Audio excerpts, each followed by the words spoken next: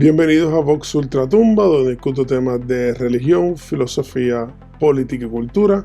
En este episodio quiero discutir el tema de la nada como concepto en sí, o sea, la idea de que Dios crea de la nada y cuáles son las implicaciones reales de creer en esto, lo que se llama ex nihilo en el contexto teológico. Pero antes de comenzar, no olviden de suscribirse al canal, denle a like si les gusta el contenido, compartan el video, comenten el video y den a la campanita si quieren recibir notificaciones cuando saco un nuevo video. También pondré aquí en la pantalla mis cuentas sociales como X, etc. Y aquí al lado mi Ko-Fi, que es donde ustedes pueden ir a donar si quieren, ya sea para una sola ocasión o recurrente. Y pueden visitar mi tiendita donde pueden comprar mercancía que ayuda a promocionar el canal. Y que ustedes hagan cualquiera de estas cosas ayuda, comentar, compartir, etc. Así que, para dar un contexto aquí de la conversación, que he hablado de esto anteriormente, pero quiero indagar un poco más. La mayoría de las religiones en la antigüedad no creían que era posible que algo viniera de la nada. Ese concepto en la filosofía presocrática se llamaba ex nihilo nihil fit. Y básicamente el significado de esto es de que nada puede venir de la nada. Parece hasta circular, pero es muy fascinante porque la implicación es que no puede existir tal cosa como algo que nazca sin una causa, o sea, que siempre hay una causa para cada efecto. Y por lo tanto, la consecuencia natural de esta posición teológica es que hay una regresión eterna de causas y efectos, lo cual involucra una eternalidad. Eso significa que la existencia, todo lo que podemos observar y la presencia misma de el ser es eterno. Esta es la creencia en la religión védica, esta es la creencia en las religiones de la antigüedad como la egipcia, la acadia, etc.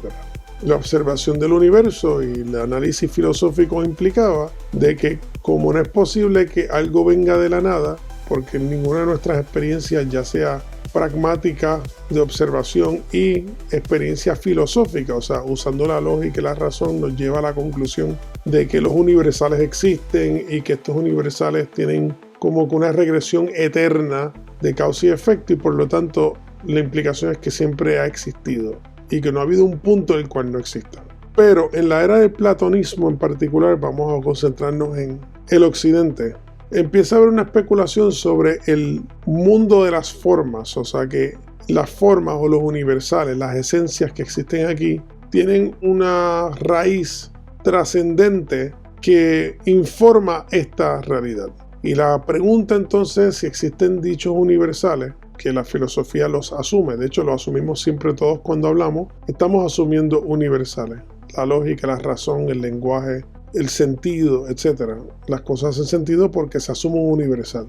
Si no se asume un universal, nada hace sentido, legítimamente.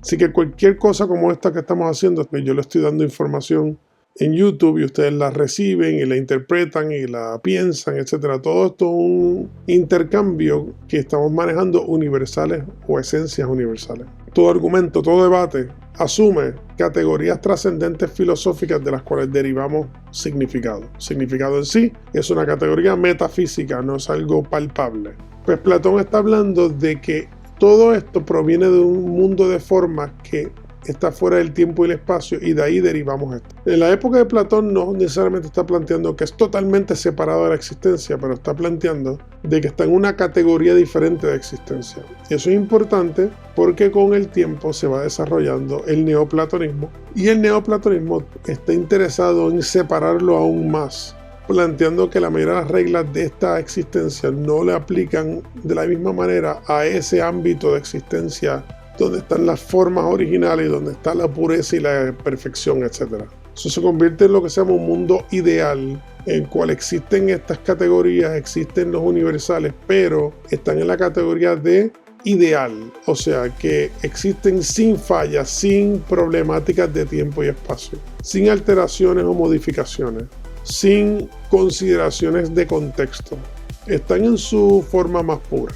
Esto se manifiesta hasta en cosas muy simples, como por ejemplo el vino, que se creía que el vino tiene una raíz pura que trasciende el vino de la tierra y que es un vino eterno. O las manzanas de la vida o el fruto de la vida, que para los griegos existía en Hiperbórea, y los dioses tenían que ir a buscar este fruto para comerlo y mantenerse joven y existir eternamente, pero dependían de esta fruta para poder lograr ese efecto, y si perdían la fruta o acceso a la fruta, pues morían.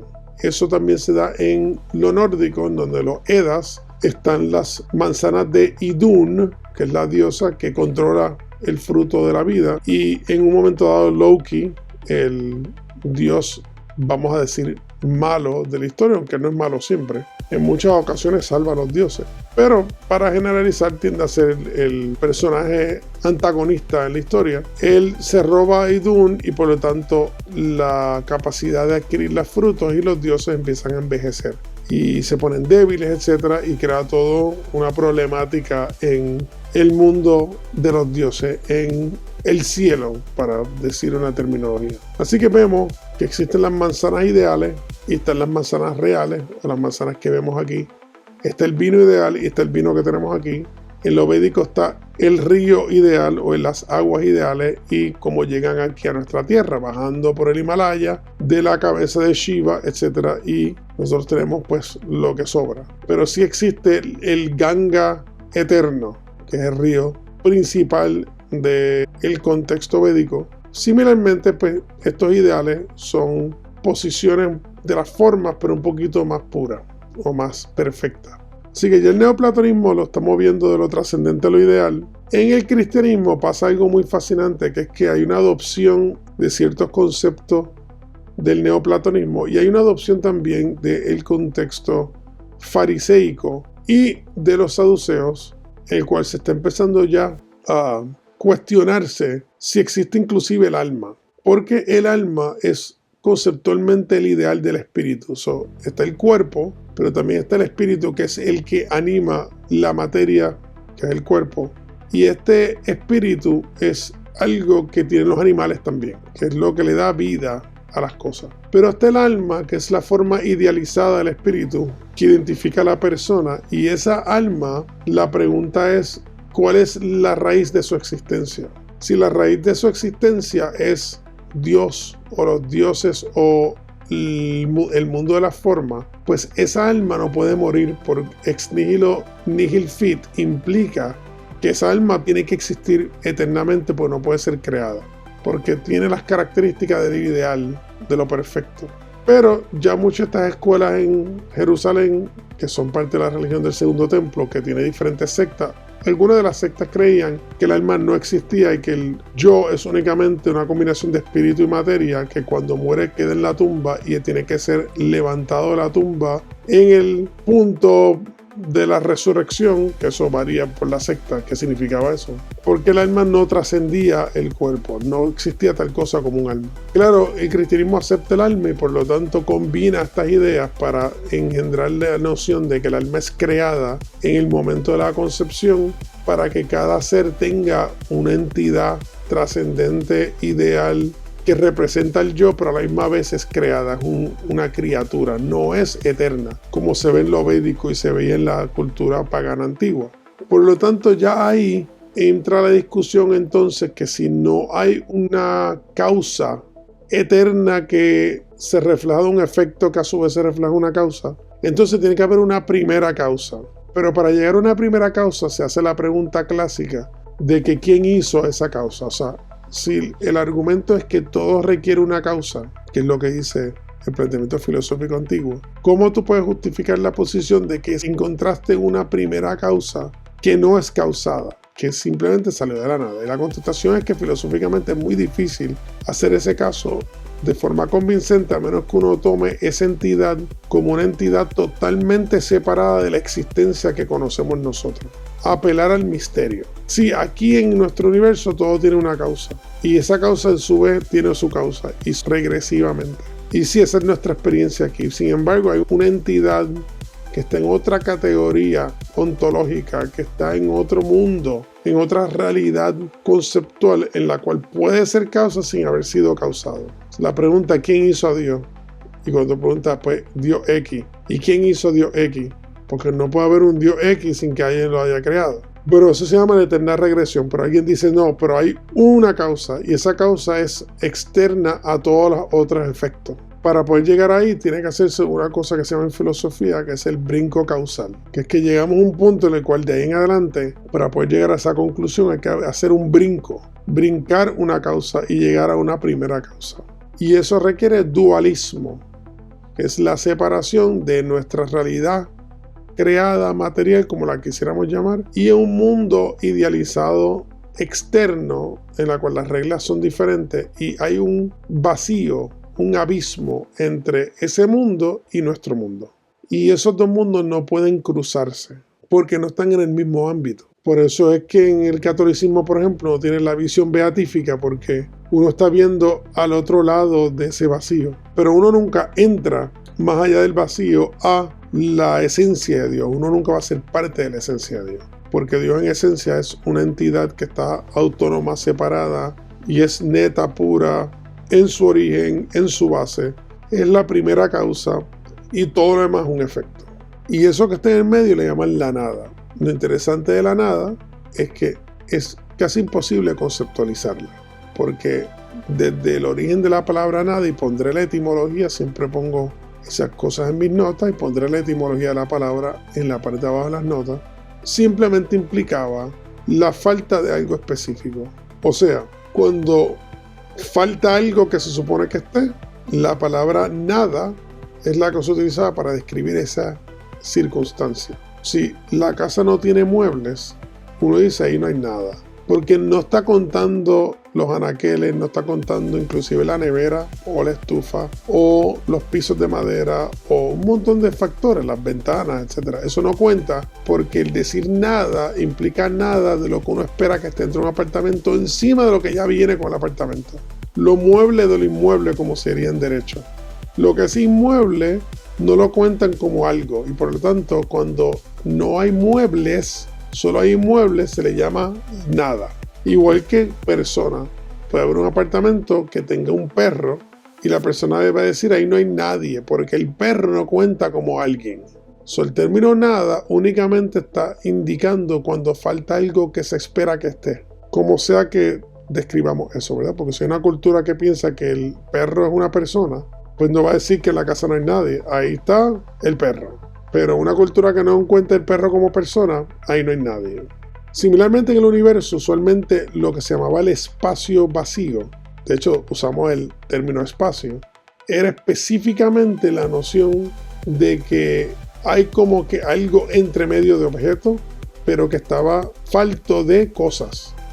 No hay planeta, no hay meteoritos, etc. Pues no hay nada. Sin embargo, en la antigüedad se creía que había una cosa que se llama el éter, que es un material que conectaba las cosas entre ellos, o sea que no existía tal cosa como la nada.